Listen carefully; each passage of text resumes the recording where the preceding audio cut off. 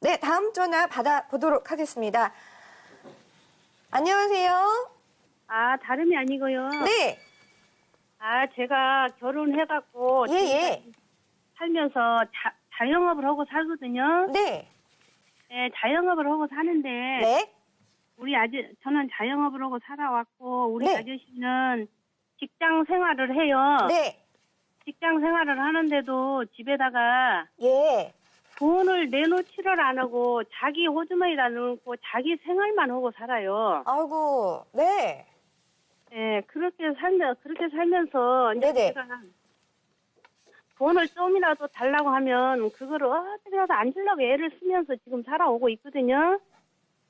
네, 예, 그러는데 우리 아저씨 앞으로 있는 집을 우리 아저씨 앞으로 집이 있었는데 그 집에서 새가 조금씩 나왔어요. 나오면 자기 집이니까 자기가 세를 받아가겠다고, 예, 자기가 세를 받아가겠다고 그러면서 세를 받아가는 거예요. 그래서 그건 아니다. 내가 세를 받아야 되냐. 내가 생활을 하고 하니까 세를 받아야지 무슨 소리냐. 했더니 내 집이니까 내가 받아간대요. 네. 그래서 제가 좀 그게 그렇더라고요. 그래서 제가 집을 작년에 내놔갖고 팔았어요. 팔아가지고 이쪽에다 집을 사갖고 와서 보니까 집이 너무 허름해가지고 살기가 좀 힘들더라고요. 그래서 집을 지었어요, 제가. 예. 예, 제가 이제 집을 지었는데 그 집을 지면서 이제 우리 아이쇼 이제 좀 저기에서 공동 명의로 했어요. 네. 공동 명의로 해가지고 이제 집을 지었더니 조금 월세가 좀 나와요. 월세가 좀 나오는데 우리 아저씨가 월세를 자기하고 똑같은 집이니까 나눠서 같이 하재요. 그래서 그렇게 할 수는 없다. 내가 집을 지면서 대출을 좀 받아서 뺀 거라 이자를 그 대출을 갚아야 되는데 무슨 돈을 달라고 하냐고. 그런 이야기를 했지만 저보고 그러면 이혼을 하재요.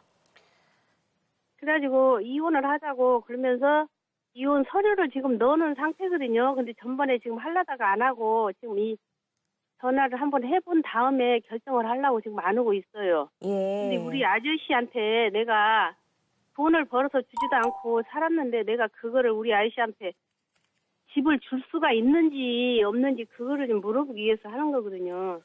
자, 알겠습니다. 지금 결혼 생활 하신 지 얼마나 되셨나요? 결혼 생활 한 지가 한 45년 됐어요. 오래되셨는데, 자, 이혼 부부 중에요, 가장 높은 비율을 차지하는 게 바로 이 황혼 이혼이라고 하는데, 지금 부동산, 그리고 재산, 이런 재산 분할이 참 복잡합니다. 이번 사건은 김영주 변호사님이 잘 해결해 주실 것 같은데요. 어떤가요? 네, 안녕하십니까. 네. 김영주 변호사입니다. 예. 예, 안녕하세요. 말씀 잘 들었는데요. 이제 결혼 생활 한 45년 되셨다고 하셨는데, 그동안에 남편분이 직장 생활을 했지만 돈을 가져온 건 없었다는 말씀이시죠? 예. 실질적으로 집안에 뭐 생활비로 내놓고 한 돈이 거의 없었다는 말씀으로 들리고요. 맞나요? 예. 예, 그렇고 또 집 관련 말씀하셨는데, 처음에 그 집 팔았던 집 있잖아요. 예. 그 집이 남편분 명의라고 하셨는데 그 집은 어떻게 가지게 되었나요? 그 결혼 생활 이후에 가지게 된 겁니까? 아니면 혼인하기 전부터 남편이 뭐 가진 돈이나 또는 원래 있었던 집이 있었던 건가요? 아니요, 제가 시골에서 땅을 팔아가지고 집을 하나 조그마한 거 샀어요. 그래가지고 거기에서 제가 그 집이 주택에 상가가 하나 딸려 있는 집이었어요. 네. 그래서 거기서 제가 장사를 했어요. 장사를 해가지고 그 장사하면서 집값이 좀 올라서 그놈을 집을 팔았는데 집값이 오른 돈으로 거기다 산 거예요. 우리 아저씨가 보탠 건 아니고요. 예. 그럼 시골에 있던 땅은 누구 땅이었나요? 아, 부모 재산을 받았던 땅이었어요. 어떤 부모요? 남편분 부모요? 예. 아, 그래요. 예, 알겠습니다. 그래가지고 시골에서 1,000만 원 갖고 올라왔어요. 어쨌든 시골에 있던 땅은 남편분 부모님 거였다는 얘기네요. 예. 그리고 혼인 생활 중에 이제 남편분 부모님이 뭐 돌아가셔서 상속 받으신 거예요? 돌아가셔서는 상속을 안 받았어요. 원래 그것만 예. 결혼하기 전에 예. 결혼하면서 부모님이 이제 재산을 조금씩 물려줬어요. 그 결혼할 때 남편분이 결혼할 때 남편분한테 그 남편 부모님이 시부모님 주신 거네요. 예, 예. 예, 남편이 말하자면 결혼할 때 가지고 왔던 땅이네요. 쉽게 얘기해서. 예. 예, 알겠습니다. 왜 이렇게 여쭤봤냐면요. 지금 말씀하시는 걸로 보면 이게 결국에는 이제 우리가 이 상담 프로에서 자주 나왔던 건데 이혼할 때 지금 재산 분할 문제가 있는 거거든요. 예. 예, 그 말씀하시는 걸로 보면 그 내가 이 자영업을 하면서 돈 다 벌고 살림을 이루었는데 남편은 직장 생활을 했었지만 실제 가게에 보탬이 된 게 없다. 그런데 이 상황에서 지금 새로 지은 집을 공동 명의로 했는데 이혼하게 되면 이걸 남편한테 다 줘야 되느냐, 주면 얼마나 줘야 되느냐 이거 말씀하시는 거죠? 예, 반을 주는데 저는 반도 주기 싫거든요. 아니 그러니까 반이들 얼마 어디 들으신 게 있으니까 그 말씀하시는 것 같은데 예. 그 말씀을 드리면 만약에 이 땅 집이 두 분이서 결혼생활 중에 혼인생활 중에 지어서 번 돈으로 지어서 이렇게 했다 그러면 우리 전화 주신 분이 재산 분할을 하는 데 있어서 재산 형성, 혼인 이후에 네. 재산을 형성하는데 기여한 바가 훨씬 크기 때문에 재산 분할에 있어서 좀 더 큰 혜택을 본다고 볼 여지가 큰데 또 한 가지 여기서 고려해야 될 게 뭐냐면 어쨌든 이 집을 최종적으로 지금 짓게 되는 데까지 시작이 되었던 거는 남편분이 그 결혼하면서 가지고 왔던 땅, 그 땅을 팔고 집을 하나 사신 거였잖아요. 상가 딸린 그 집 앞에 파란 집 말이에요. 그렇기 때문에 그런 부분이 말하자면 그 시작하는 종잣돈은 그 남편분이 가지고 오셨던 거예요. 그래서 그 부분을 고려 안 할 수가 없고요. 그래서 우리가 흔히 재산 분할을 할 때는 그 어떤 형태로 기여를 했느냐에 따라서 재산 분할할 때 고려가 됩니다. 그러니까 예를 들어서 남편분이 방금 말씀드린 대로 시부모한테서 받아가지고 온 거, 재산이 있는데 그게 있으면 그 부분이 고려가 되고요. 그 다음에 지금 전화 주신 분처럼 다른 분들은 예를 들어 전업주부 얘기 많이 하잖아요. 예. 예, 전업주부 집에서 살림하면서 이렇게 재산 형성에 기여한 정도가 아니라 이렇게 자영업 하시면서 돈을 벌어서 가게에 보탬이 된 걸 넘어가지고 이렇게 재산을 불리신 거잖아요. 예. 네, 그런 부분들만 고려한다면은 지금 땅 공유로 한 거는 뭐 절반을 안 줘도 될 정도라고 판단이 됩니다. 이 지금 말씀하시는 것만 보면. 그런데 이제 그 시작점이 남편분이 결혼할 때 그 남편분의 부모님으로부터 그 땅을 받아가지고 그걸 팔고 집을 사고 시작을 했기 때문에 그 부분이 또 고려가 될 거예요.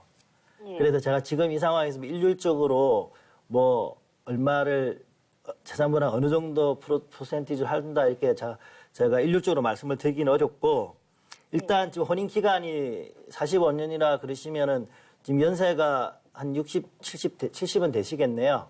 아, 60, 지금 66? 예.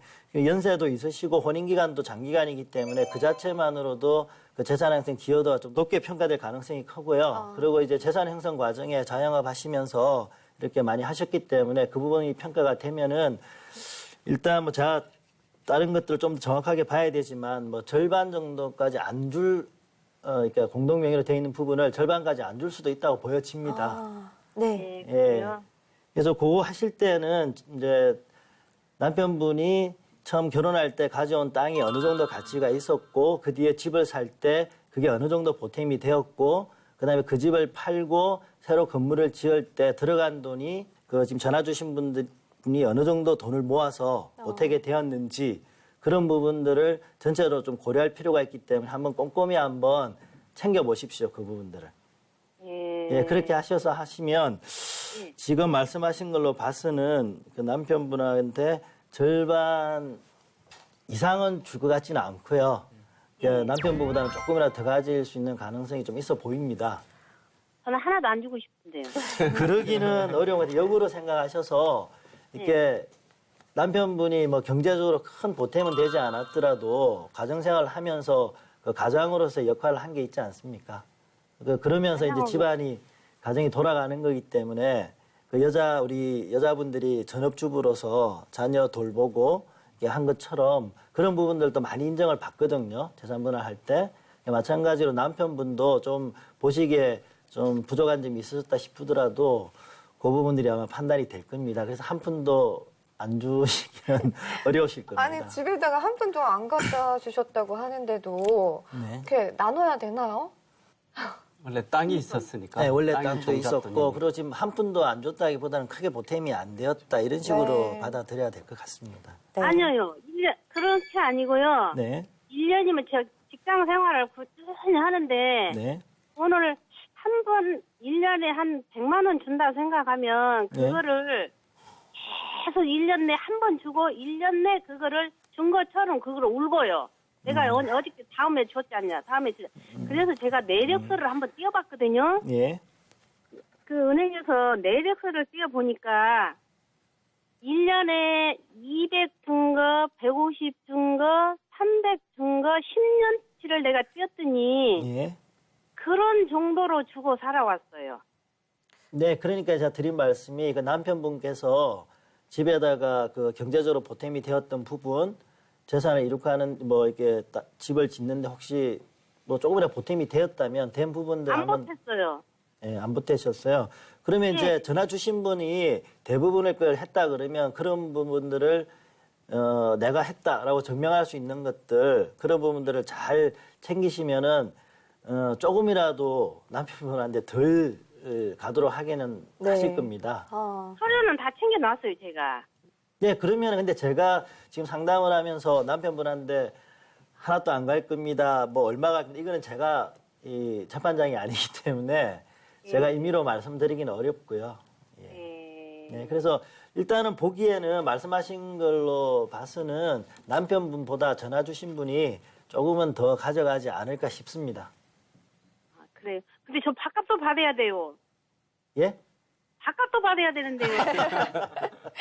아, 그렇죠. 예. 아, 아니, 돈도 안 보태주고 밥은 나는 지금까지 자영업을 하고 있는데 나한테 밥까지 얻어먹으면서 생활비도 안 주고 살았으면은 아무리 남자가 살았다 해도 그래도 저 밥값은 주고 살아야 되잖아요. 그래서 저는 네. 하나도 안 줬고 그냥 쫓아내버리고 싶은 심정입니다. 만약에 그게 그 재산 분할 액수가 법률상 문제가 된다면 방금 말씀하신 그런 부분들조차도 다 사실 관계 속에서 판단의 자료가 될 겁니다.